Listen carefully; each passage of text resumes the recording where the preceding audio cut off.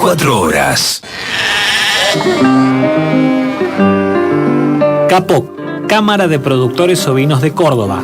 Con más de 190 socios, somos productores ovinos que trabajamos para mejorar la producción y el valor agregado, fomentando el asociativismo desde el pequeño al gran productor, participando a nivel nacional de todo lo relacionado al sector. Te invitamos a unirte. Seguinos en nuestras redes sociales, @capoc_vinos y al teléfono 353-425-9280. Las cosas del buen comer. Recomendaciones y sugerencias para una alimentación sana. Hábitos y costumbres alimenticios que mejoran nuestra calidad de vida. Productos regionales de buena factura para mejorar la nutrición. Comidas doradas y comidas chatarras. Así son las cosas del buen comer. En el Centro 11 tenemos todo para cuidar tu salud. Gimnasio, natatorio, nutrición, kinesiología y mucho más. Todo en un solo lugar. Secretaría de Deporte y Turismo. Gobierno de Río Cuarto.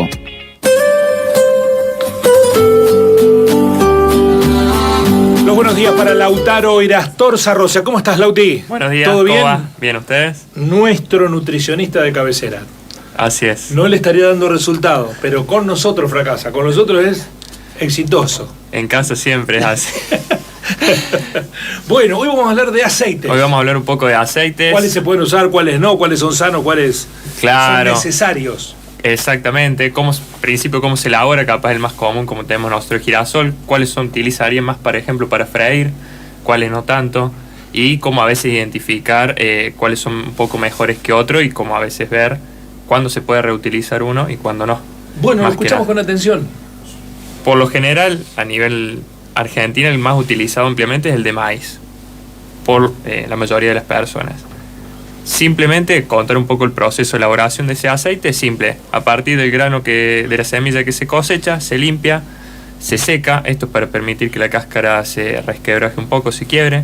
A partir de ahí se produce lo que es el descascarillado, que básicamente es separar lo que es la cáscara del grano, de la pepita en ese lado, y luego pasa lo que es un laminado, que es un prensado a través de unos tornillos hidráulicos, a partir del cual ya empieza a largar en primera instancia ese aceite. Se cocina, obviamente, para eliminar algunas impurezas, se extrae finalmente ese aceite, que es un aceite capaz más turbio de lo que nosotros vemos usualmente, por eso siempre lo que más... Lo comercial es un aceite refinado, que es el proceso que le sigue.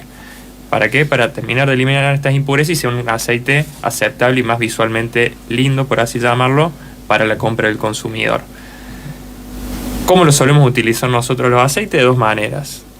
Como método de cocción, ya sea para freír, para hacer un salteado, para cocinar al horno, lo que sea, y a su vez como condimento.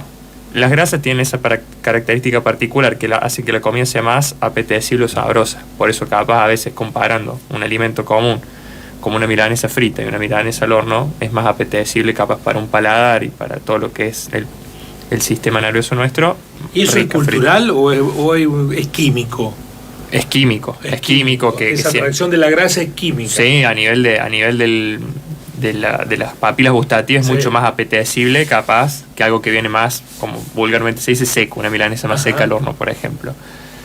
Que hay que tener en cuenta siempre que aceites obviamente son más recomendables para la cocción que otros, porque al calentarse el aceite químicamente se modifica la composición.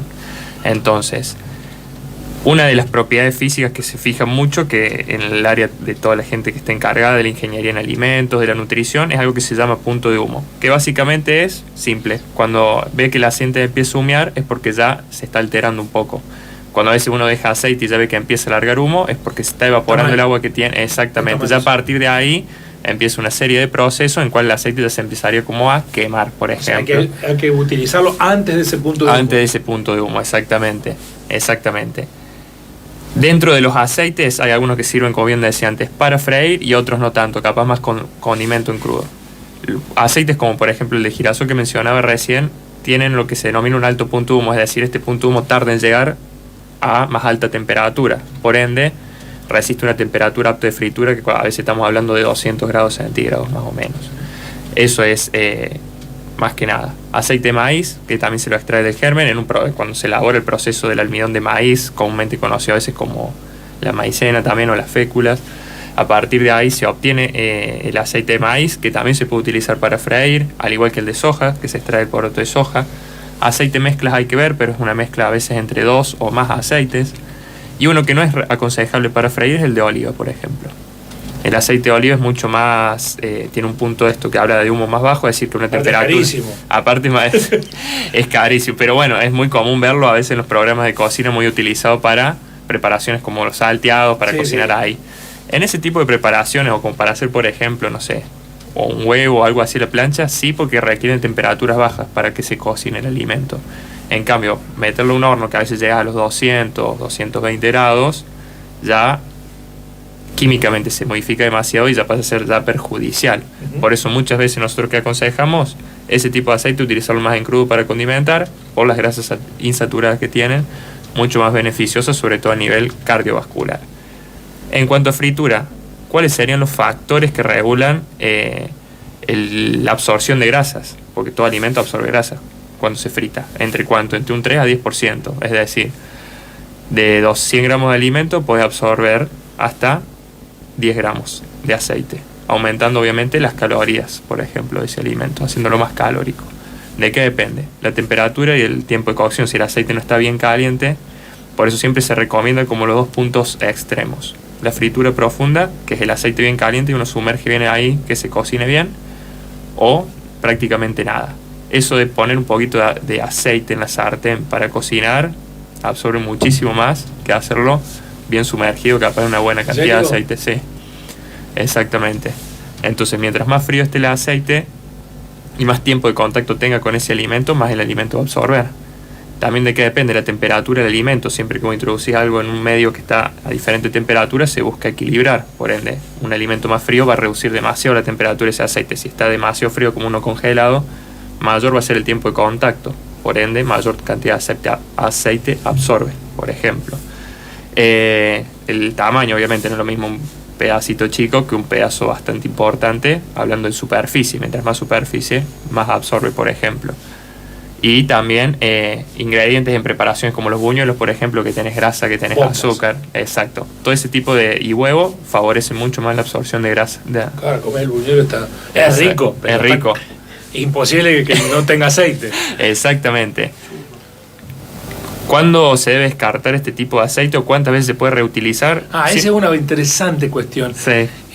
Si vos lo reutilizás mucho hasta el cansancio, ¿empieza a ser perjudicial para la salud? Siempre se recomienda como máximo de reutilización hasta 3 veces, siempre y cuando se deje enfriar y se filtre bien y se eliminen bien las impurezas.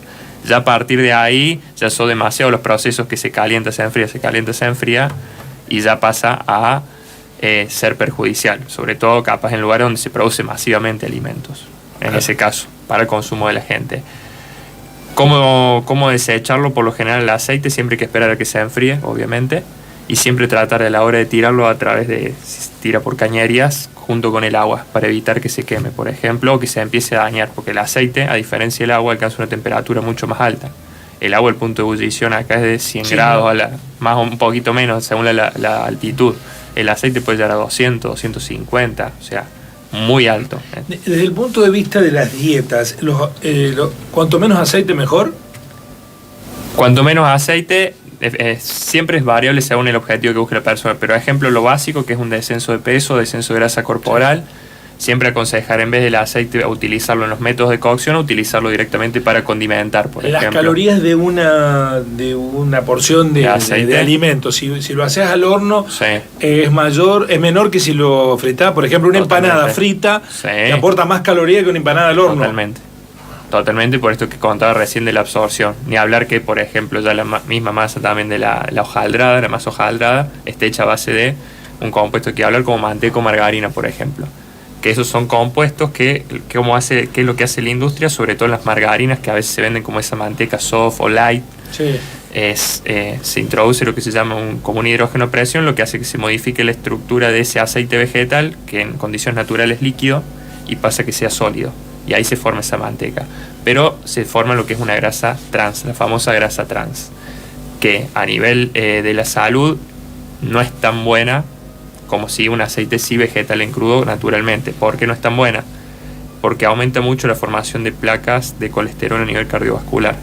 O sea, fomenta lo que es el crecimiento o el aumento del colesterol malo, que es el que nosotros llamamos LDL, y baja el bueno. El LDL lo que hace en realidad es una proteína que transporta el colesterol y lo que hace es depositarlo en las arterias. Bueno, y ahí se empieza una última pregunta, porque tenemos poco tiempo. Dale. Guillermo de Banda Norte dice: me hacen comer todos los días nueces y almendras porque tienen un componente, un aceite que es muy bueno, sano para la salud. ¿Es así Sí. o me están engañando? Sí. Todas las frutas secas contienen grasas insaturadas de la gama omega, que son las grasas buenas o favorables que favorecen el crecimiento de este colesterol HDL bueno, pero que tienen las frutas secas, como toda grasa, es calórica. Entonces, si capaz esa persona está en un descenso de peso o busca eso, una cantidad elevada no te estaría ayudando, por ejemplo. Bien. Por Sí. ese lado.